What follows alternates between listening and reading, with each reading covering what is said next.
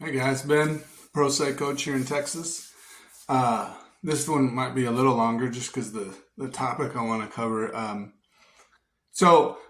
None of you will know, but I lost my dad last week, and it was a long illness. It was expected. It was awful. Uh, but over the past, he was sick for almost 4 years. And in all that time, we talked about stuff. And, you know, people start sharing, I guess, when people get into terminal illnesses, they start sharing regrets. I wish I would have not spent so much time doing this. It's the old saying, no one lays on their deathbed and says, I wish I spent more time at the office, right?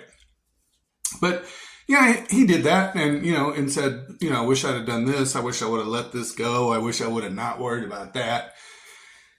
And then I took off for Panama for 10 days and really just sat on the beach and, kind of started processing all this. And anyway, I've been back a little bit and have resumed my calls. Well, I worked from Panama a lot and was talking to you guys.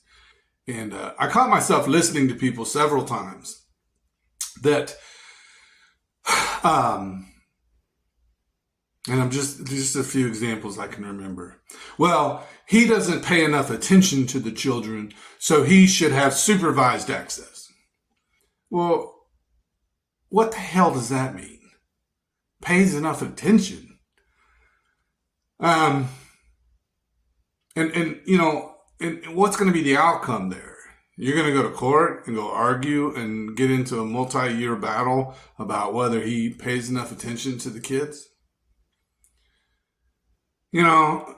She doesn't let the kids talk on the phone with me as much, or she blocks my number, or, he owes me $500 for medical bills and she did this and I'm super pissed off and I'm, working myself up and all I do is talk about this and I talk, with everybody about it.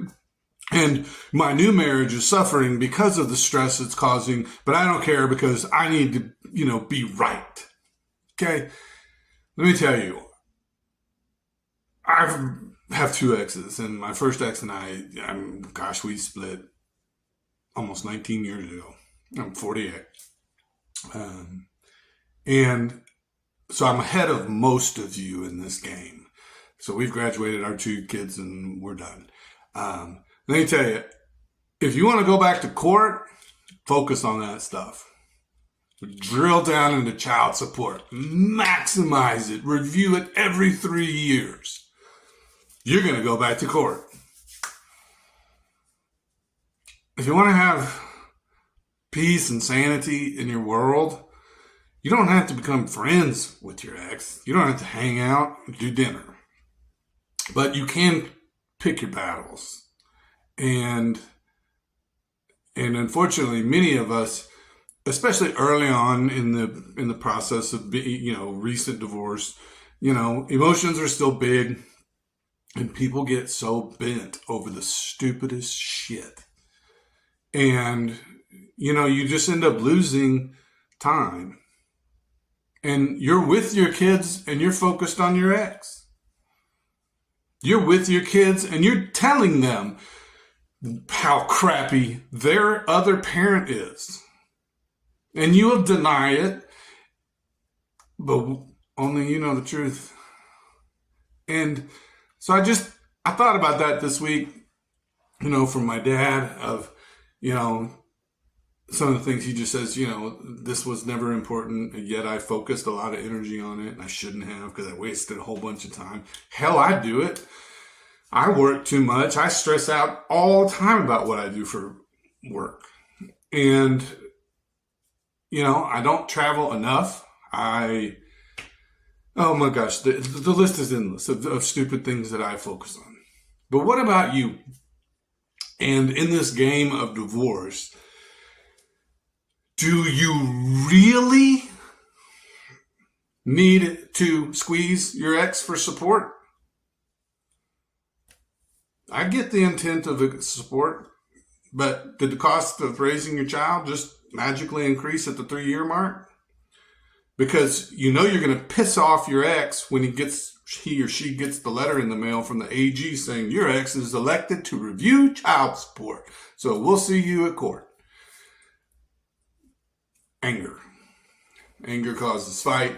Anger causes revenge too, because then your ex is going to start looking for a way to get back at you over whatever trivial thing they come up with. You will probably not like, the way your ex might raise the kids, or their new spouse or girlfriend or whatever. I get it.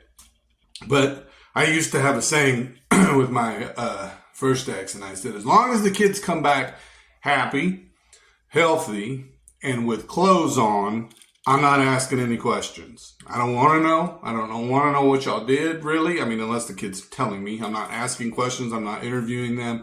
I don't care who your mom is dating unless the kids are saying something about it. I don't care about any of it. I don't want to know. I take the kids to the dentist. It's $100. I just paid it. I didn't chase my ex for the $50. I didn't I didn't keep a spreadsheet of all the money that my ex might have owed me over a period of time and then threaten and then file a motion to enforce and go to court and everybody gets bent. I just ate it and just said, you know what? My peace and sanity is worth more. So nothing just to add other than, man, just spend some time on self-reflection. I know you don't like your ex. That's why they're your ex. I get it. And I know that your ex does things that make you bananas. And I know that there are things that you really have a problem with about how they raise kids. I get all of it. I'm not discounting any of it. But what do you really, really have to deal with? And what is a form of revenge, or a form of control, or a form of manipulation, or a form of antagonizing? What could you just drop and just ignore and shake your head and move on and go do something else? Because I'm the one now looking back at 19 years of divorce that I went through. I think I did okay with it. I do remember in the early days provoking the crap out of my ex and she doing the same to me. We did it. But as time went on, I wasted a lot of time early on dealing with trivial nonsense. So just think about it. See what you can drop. See what you could ignore. See what you could just let go of and find a way to be as peaceful as you can be. Because, when you're on your deathbed, you're not going to say, I wish I would have fought more with my ex. Guys, I'm always here to talk if you want to. You can find me at prosaycoachtx.com. Y'all have a great week. Take care.